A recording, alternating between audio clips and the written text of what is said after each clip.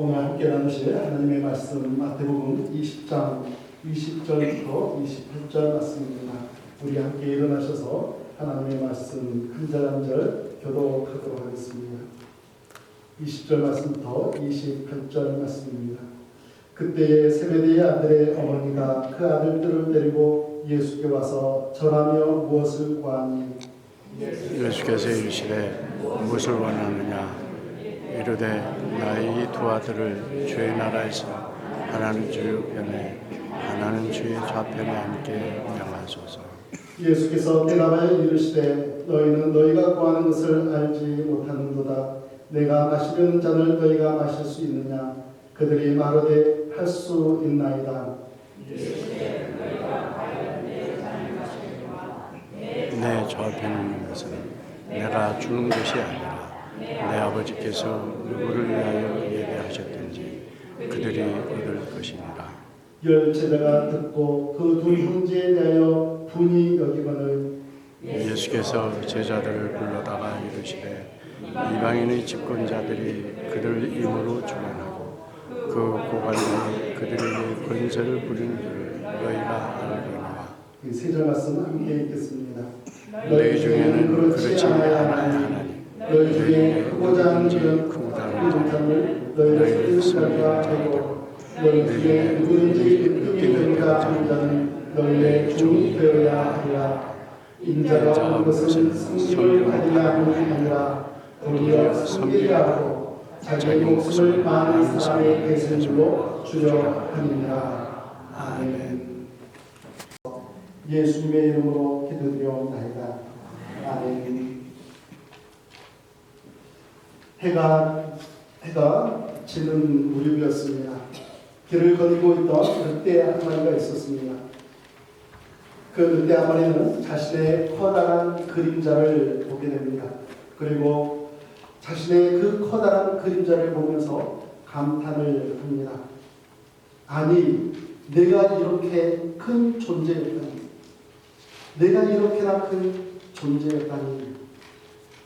아무래도 약 5m나 내 몸이 5m나 되겠는 것. 늑대는 자신의 커다란 그림자를 보면서 자신의 마음속에 교만한 마음이 커져가기 시작했습니다. 그리고 금세 기세가 빈들해졌습니다. 이제는 누구도 두려워하지 않겠다. 이제는 누구도 두려워하지 않겠다. 나는 모든 동물들의 왕이 될 거야.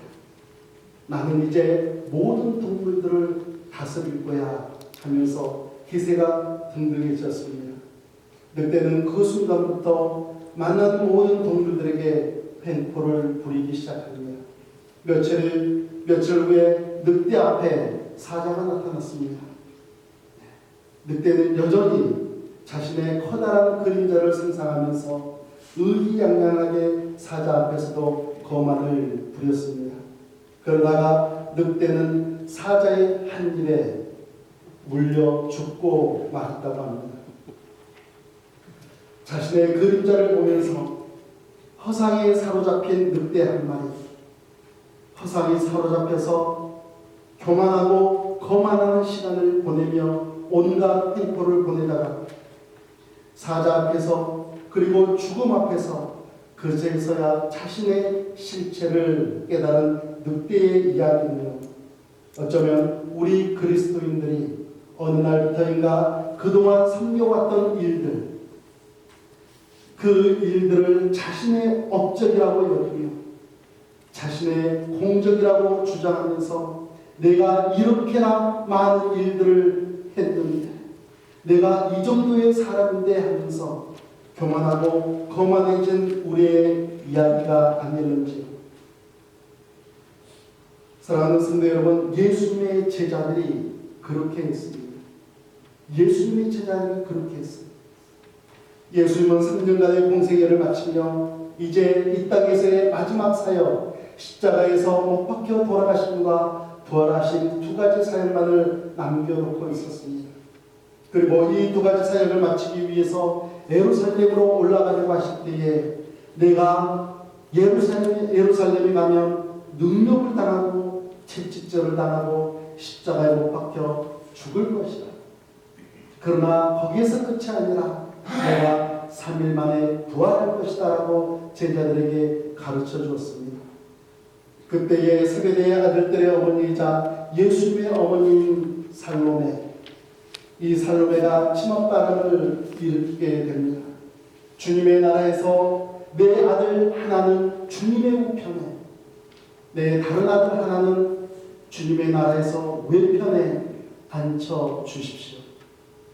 이모라는 특별한 관계를 이용해서 청탁을 하는 것입니다. 가장 높은 자리에 앉혀달라는 청탁을 하는 것이죠. 이에 대해서 예수님께서는 이렇게 대답하십니다. 너희 구하는 것을 너희가 알지 못합니다. 너희들이 구하는 것을 너희들이 알지 못합니다. 여러분, 그 당시에 살로메와 야고보와 요한, 그들뿐만이 아니라 이스라엘에 살고 있던 모든 백성들은 메시아 거대 사상에 빠져 있었습니다. 메시아를 기다리고 있었습니다. 그들이 기다렸던 이 메시아는 어떤 분이었느냐? 다윗 왕의 제혈이었습니다. 또 다른 다윗 왕이 이 땅에 오실 것이다. 그래서 찬란했던 옛 다윗 왕족 때처럼 우리들도 이제 모든 나라들을 다스리는 나라가 될 것이다 라고 생각했습니다. 새로운 다윗이신 메시아가 이 땅에 오셔서 로마의 압제로부터 정치적인 구원을 이루시고 그뿐만이 아니라 경제적인 풍요로움과 사회적인 정의와 또한 평등과 평화를 이루어 주실 것이다 라고 그렇게 기대하고 있었습니다. 예수님께서는 그들의 잘못된 메시아를 수정해 주고 싶으셨어요. 그래서 이렇게 말씀하십니다. 내가 마시려는 잔을 너희가 마실 수 있겠느냐? 내 잔을 너희들이 마실 수 있겠느냐? 여러분, 야고보와 요한이 어떻게 대답을 해요? 마실 수 있나이다.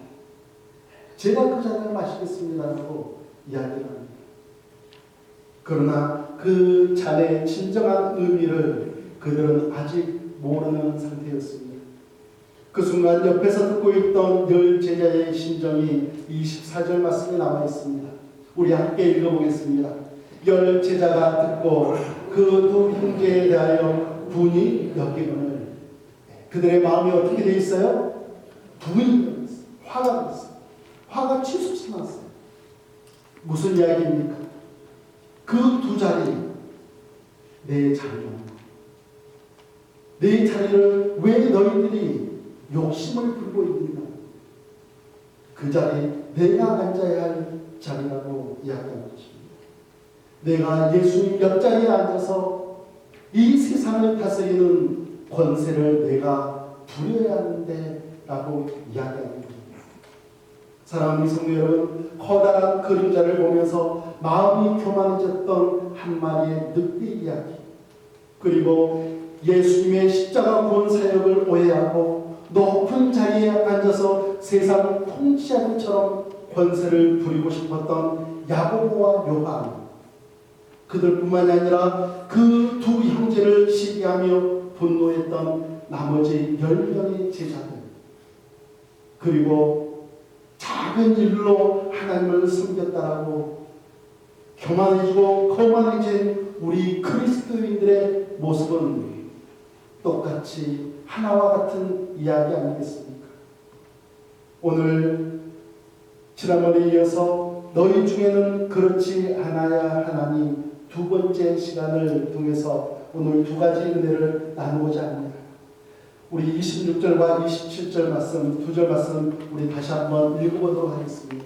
26절과 27절 같이 읽겠습니다. 너희 중에는 그렇지 않아야 하니 너희 중에 누구든지 크고 작은 자는 너희를 섬기는 자가 되고 너희 중에 누구든지 으뜸이 되고자 하는 자는 너희의 종이 되어야 하라. 제가 여러분들에게 다시 한번 여쭙겠습니다.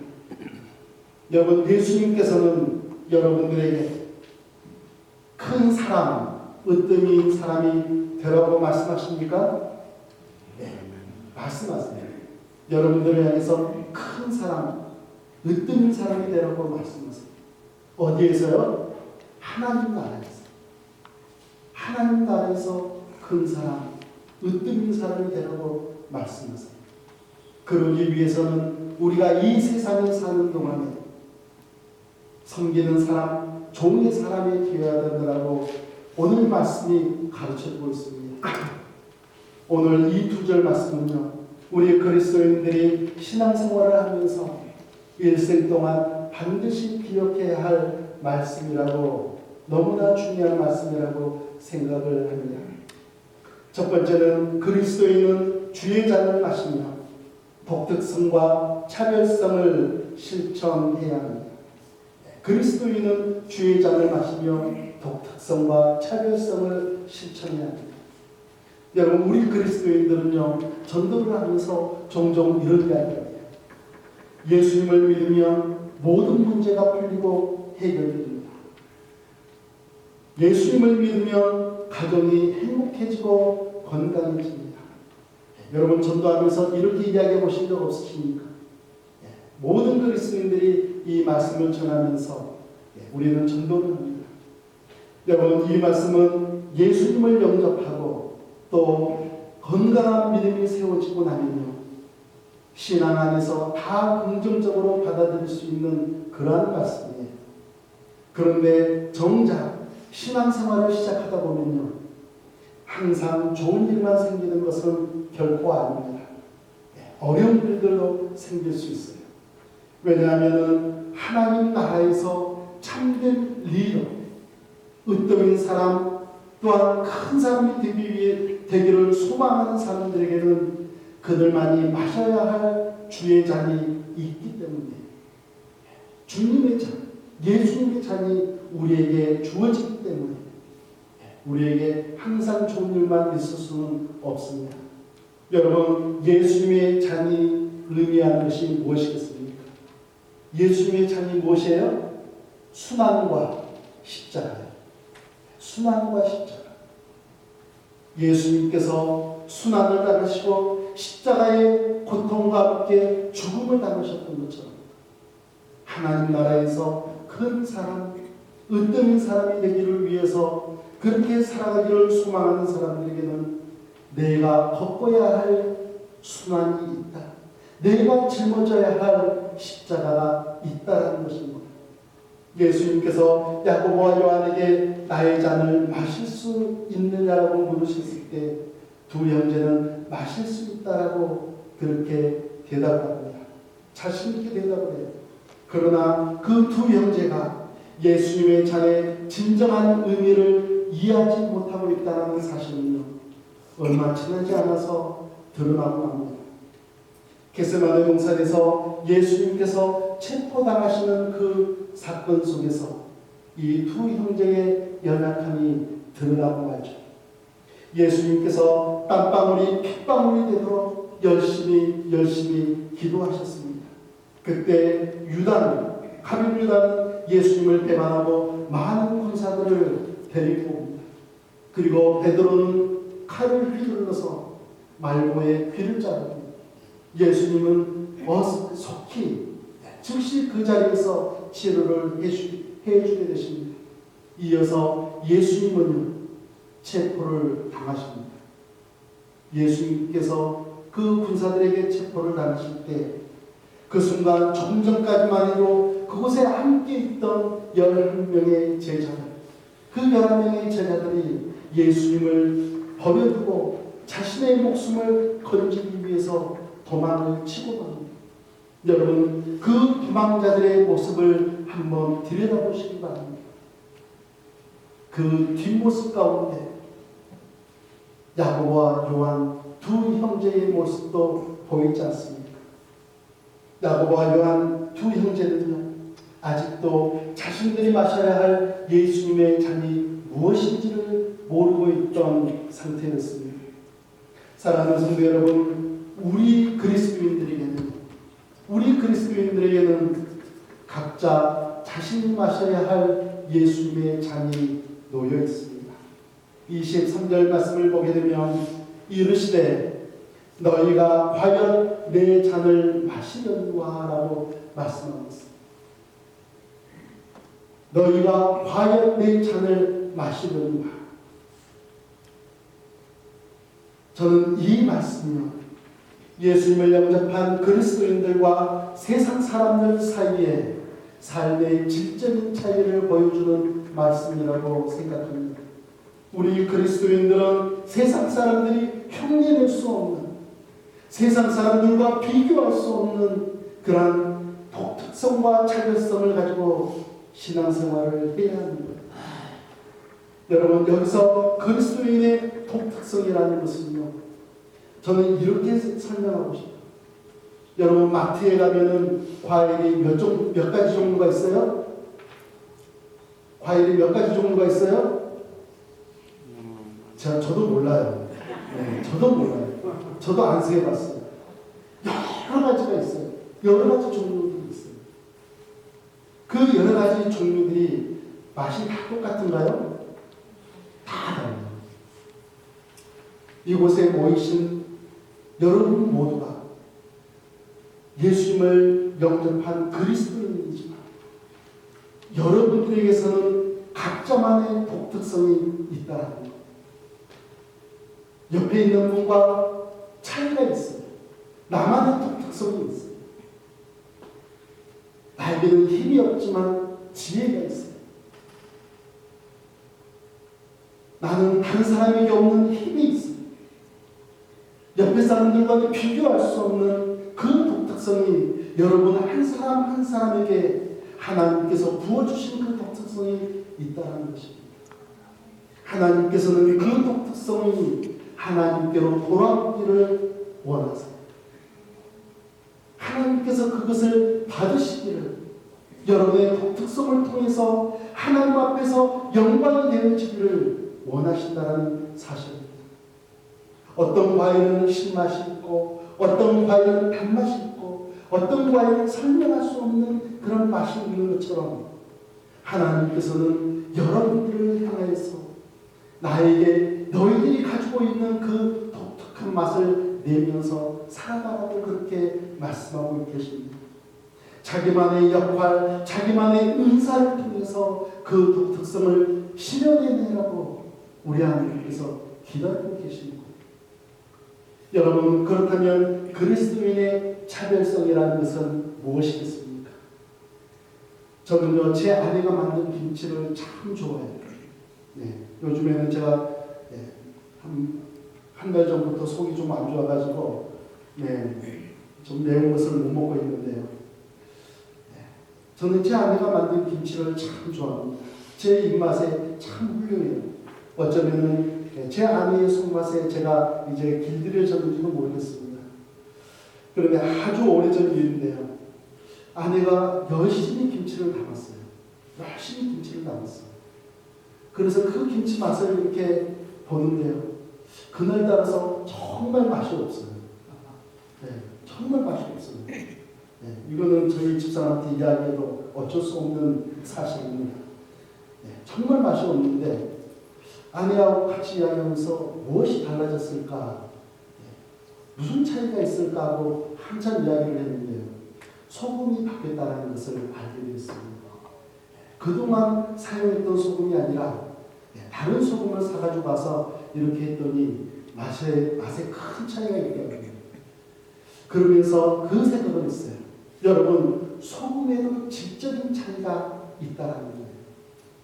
여러분, 우리가 같은 그리스도인이라고 할지라도, 같은 은사를 가진 사람이라고 할지라도 하나님 앞에 헌신하는 질적인 차이는 여러분 그 차이가 있지 않겠습니까?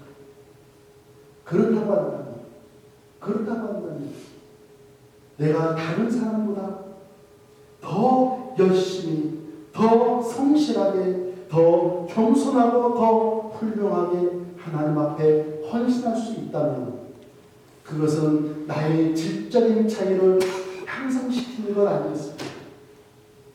사랑하는 성도 여러분, 세상에는 많은 그리스도인들이 있습니다.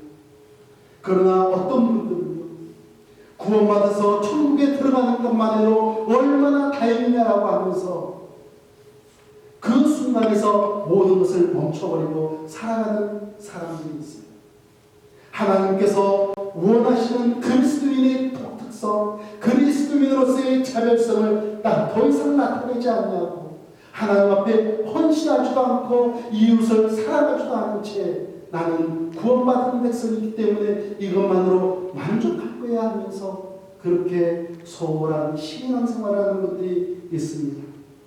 그러나 어떤 분들은요, 오늘 이 말씀을 얼마나 사랑하는지, 이 말씀을 얼마나 간절히 받아들이는지, 하나님 나라에서 나는 반드시 큰 사람이 되겠습니다. 나는 주님께서 말씀하신 대로 내가 으뜸인 사람으로 살아가기를 간절히 소망합니다 하면서 온 몸과 마음을 바쳐서 나만의 독특성을 하나님 앞에 올려드리고 나만의 차별성을 주님 앞에 헌신하며 살아가는 그런 그리스도인들도, 그렇게 헌신하시는 분들도 있다라는 사실입니다. 이곳에 계신 모든 분들께서는 하나님께서 여러분에게 주신 그리스도인의 차별성, 그리스도인의 독특성을 나타내며 살아가시기를 주님의 이름으로 축복합니다. 하나님의 나라에서 큰 사람, 하나님의 나라에서 으뜸인 사람이 되시기를 주님의 이름으로 축복합니다. 여러분, 야고보와 요한, 그들은 예수님의 잔을 과연 마셨을까요? 23절 말씀을 시작하면서 예수님은 이렇게 말씀하셨죠. 이르시되 너희가 과연 내 잔을 마시려는가? 너희는 앞으로 마시게 될 것이다 라고 예수님께서 예언을 하셨습니다. 예수님의 예언에 따라서 형 야고보는요, AD 44년에 헤롯 아그리파 1세의 칼에 맞아서 예수님의 제자들 가운데 가장 먼저 순교를 하는, 그렇게 예수님의 잔을 마시게 되는 순교의 영광을 맞이하게 됩니다. 동생 요한은 어떻게 되었을까요? 동생 요한은 예수님의 제자들 가운데 유일하게 순교의 길을 가지 못하는 제자였습니다. 그러나 요한복음, 여러분과 제가 너무나 사랑하는 요한복음의 말씀, 그리고 요한 1서와 2서, 3서, 그리고는 밤모섬에 유배되어서 혹독한 외로움과 고독이라는 예수님의 잔을 마시면서 요한 계시록을 쓰고 나서 하나님의 부르심을 받게 됩니다. 여러분, 우리가 요한계시록을 통해서 우리가 어떤 마음을 배우게 됩니까? 하나님의 나라가 다가오고 있다. 하나님의 나라는 반드시 우리가 찾아가야 됩니다. 우리가 그것을 배우지 않습니까? 영원한 생명에 대한 소망을 품게 되는 요한계시록까지 이렇게 5권의 책을 우리에게 남겨주고 그는 하나님 앞으로 부르심을 받게 됩니다. 사랑하는 성도 여러분, 여러분도 저도 우리가 마셔야 할 예수님의 잔을 기꺼이 마시기를 주님의 이름으로 축복합니다. 그러기 위해서 제가 5가지를 부탁을 드립니다. 하나는 예수님을 구주로 시인하시기 바랍니다. 그리고 침례를 받으시기 바랍니다. 여러분, 숨겨진 그리스도인, 감추어진 그리스도인이라는 것은 있을 수 없습니다.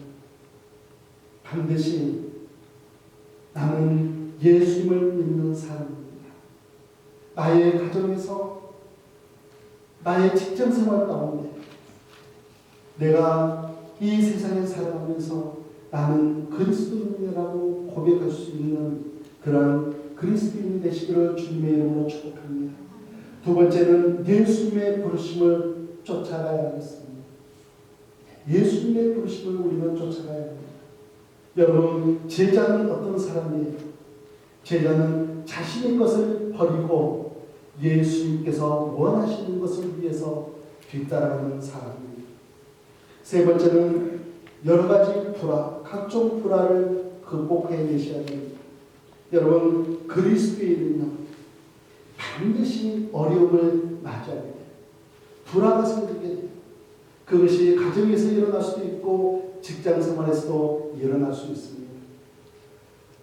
그러나 이러한 모든 불화들을 주님의 사랑 가운데서 극복해내시기를 주님의 이름으로 축복합니다. 네 번째는 세상을 두려워하지 마시기 바랍니다.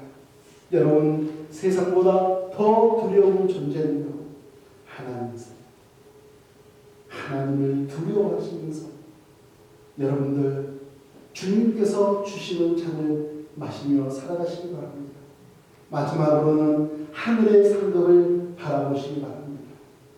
성경에서 곳곳에서 너희들에게 상급이 있다라고 말씀해 주신 이유는요, 하나님께서 우리들이 천국에 도착하는 그날 우리가 받게 되는 상급이 있다는 것을 미리 가르쳐주고 있다는 사실입니다. 그 상급을 바라보면서 예수님의 잔을 마시며 살아가시기를 주님의 이름으로 축복합니다. 두 번째 교훈은 그리스도인은 예수님을 본받아 주님과 주님 나라의 백성들을 기쁘게 하는 것입니다. 여러분, 예수님께서 이 땅에 오신 목적, 그 목적은 무엇이겠습니까? 우리의 죄를 용서해 주시기 위해 십자가 위에서 죽으시기 위함이었습니다. 여러분, 28절 말씀을 우리 함께 읽어보도록 하겠습니다. 인자가 온 것은 섬김을 받으려 함이 아니라 도리어 섬기려 하고 자기 목숨을 많은 사람의 대속물로 주려 함이니라. 예수님께서 이 땅에 오신 것은 섬김을 받기 위해서가 아니라 도리어 섬기려 하고라고 말씀하고 있습니다. 그러면서 자기의 목숨을 많은 사람들에게 대속물로 주기 위해서다라고 가르쳐주고 있습니다. 여러분, 이 결과로 인해서 우리는 무엇을 얻을 수 있었습니까? 하나님과 나 사이에 가로막혀 있던 우리 스스로는 결코 깨뜨릴 수 없던 그 담이 허물어지고 말았습니다. 여러분, 예수님께서 나를 위해서 대신 죽으시라는 이 말씀, 이 표현은요, 너무나 중요합니다. 내가 죽어야 할 그 자리였습니다. 그러나 그 자리에 예수님께서 대신 올라가십니다. 나는 영원히 버림받아야겠습니다. 그러나 예수님께서 심지어 버리심을 당하시면서까지 우리를 다시 살려내셨습니다. 대신 죽으신, 우리가 평생토록 기억해야 할 말씀입니다. 예수님은 나를 대신하여 죽으셨습니다. 우리는 나를 위해 대신 죽으신 예수 그리스도를 믿음으로 말미암아 우리는 구원을 받습니다. 그리고 우리들은 언제든지 하나님과 함께 대화할 수 있게 되었습니다. 놀라운 은혜 아니겠습니까? 그러기에 하나님과 대화하는 것은요, 하나님을 기쁘시게 해드리는 방법 가운데 하나인 것입니다. 제가 여러분에게 퀴즈를 내겠습니다. 여러분께서는 가장 행복한 때는 언제입니까? 여러분께서 가장 행복한 때는 언제이십니까? 1번, 자녀들과 대화할 때. 2번, 자녀들로부터 용돈을 받을 때.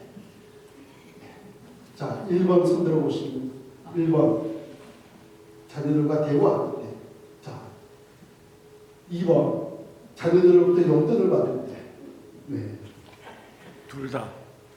네. 어제 수명이나 잠깐 왔다 갔는데 오늘 아침에 갔거든요. 그런데 용돈을 안 주고 갔어요. 네. 새벽에 한참 자고 있는데 와서 허그해주고, 뽀뽀해주고, 그러고 갔습니다. 어제도 잠깐이지만 대화를 하는데 얼마나 기쁜지. 여러분, 우리는 하나님이라고만 하지 않고 하나님 아버지라고 부릅니다. 또는 아버지 하나님 이렇게 부르게 되죠.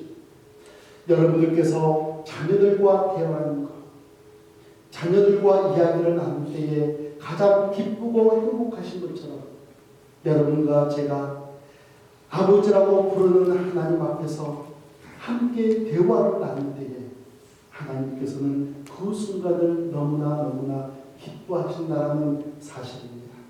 그래서 여러분과 제가 하나님 아버지를 많이 불러드리면서 하나님을 기쁘시게 해드리기를 예수님의 이름으로 축복합니다. 신학자이신 D.A. 칼슨이라는 박사님이 계십니다.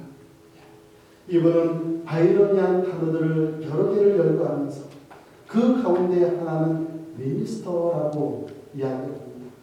여러분, 미니스터라는 단어는 어떤 뜻이에요? 목사, 성직자라는 뜻입니다. 그런데요, 이 미니스터라는 단어의 어원은 헬퍼입니다. 헬퍼, 돕는 자예요. 누구를 돕는 거예요? 하나님을 돕는 거예요. 하나님께서 맡기신 일을 돕고 하나님께서 기뻐하시는 일을 돕는 거예요. 그래서 잘 돕는 사람, 충성스럽게 돕는 사람이 어원적으로는 미니스터입니다. 헬퍼가 바로 미니스터예요. 그러나 이 시대, 우리가 살아가고 있는 이 시대의 미니스터라는 말은요, 종교적인 면에 있어서나 정치적인 안에 있어서 힘과 명예의 상징이 되고 말았어요. 힘이 있는 사람, 명예의 사람, 다른 사람들을 억누르고 다스리는 사람이 미니스터라고 그렇게 되고 말았습니다. 여러분, 예수님께서 12 제자들을 부르셨을 때 그들을 향해서 너희들은 미니스터가 되어야 한다, 돕는 자가 되어야 한다. 28절 말씀을 영어 성경에는 이렇게 시작합니다. Just as the Son of Man did not come to be the served, but to serve라고 되어 있습니다. 예수님께서 섬김을 받기 위해서 오신 것이 아니라 예수님은 섬기기 위해서 오셨던 것처럼 이렇게 되어 있습니다. Just as, 이와 같이 뭐뭐처럼이라는 뜻이, 예수님께서 그렇게 하신 것처럼, 예수님께서 섬기기 위해서 이 땅에 오신 것처럼, 한국어 성경이 너무나 잘못 가르쳐주는 내용입니다. 모범을 보여주신 예수님께서 내가 너희에게 그렇게 한 것처럼 너희도 서로 종의 모습으로 이 땅에서 신앙생활하라고 그렇게 가르쳐주고 있습니다. 특별히 저희 교회의 집사님들, 저도 마찬가지입니다. 교회 팀에서 우리 집사님들은 반드시 헌신하셔야 돼요. 다른 분들보다 먼저 헌신하셔야 돼요. 예수님께서 그렇게 하신 것처럼 롤을 한 침례교회의 집사님들이, 목회자들이 그렇게 헌신하는 것처럼 성도들도 본받게 되어 있습니다. 우리 자녀들이 그렇게 본받을 수 있습니다. 우리가 헌신하지 않고 다스리려고 한다면 여러분, 교회는 교회답지 못합니다. 교회로 세워질 수가 없습니다. 예수님께서 생명을 다해서 십자가 위에서 우리의 모든 죄를 용서해 주신 것처럼 이제 우리도 우리의 이웃을 위해서, 하나님을 위해서 섬길 차례가 되었습니다. 예수님께서 나에게 모범을 보여주신 것처럼 주님을 기쁘시게 해드리기 위해서, 주님의 백성들에게 기쁨을 주기 위해서 예수님께서 나에게 모범을 보여주신 대로, 나에게 감동을 주신 대로 섬김의 삶, 종의 삶을 살아가시기를 주님의 이름으로 축복합니다. 따라서 예수님께서 여러분과 저에게 하나님 나라에서 큰 사람, 하나님 나라에서 으뜸인 사람이라 되라고 말씀하신 것처럼 예수님께서 이렇게 주신 원대한 꿈을, 이렇게 위대한 꿈을 실현해내시는 여러분과 제가 되기를 예수님의 이름으로 축복합니다. 우리 함께 기도하겠습니다. 살아계신 하나님 아버지의 은혜를 감사를 드립니다. 이 세상을 살아가면서 예수님을 모시고 살아간다고 하지만 하나님, 나의 작은 공로 때문에, 내가 헌신했던 작은 성과 때문에 어느 날 교만해지고 거만해지는 나의 모습, 그 작은 성김 때문에 다른 사람들을 억누르며 다스리려고 하는 그러한 잘못된 삶을 살아가는 나의 모습이 우리의 신앙생활 가운데 얼마나 많이 발견되는지, 하나님, 나의 못난 모습을 오늘 이 시간 다시 한번 용서해 주시고, 나의 잘못되어 있는 이런 죄악들을 하나님 십자가에 다시 한번 못 박는 이 시간 되기를 간절히 소망합니다. 다시 한번 겸손을 회복케 하여 주시고, 섬기며 종의 삶을 살아감으로 우리 주님의 뜻을 이루어드리며 하나님 나라에서 큰 사람, 의뜻 있는 사람을 꿈꾸며 살아가도록 우리를 붙들어 주시옵소서. 예수님의 이름으로 기도드리옵나이다.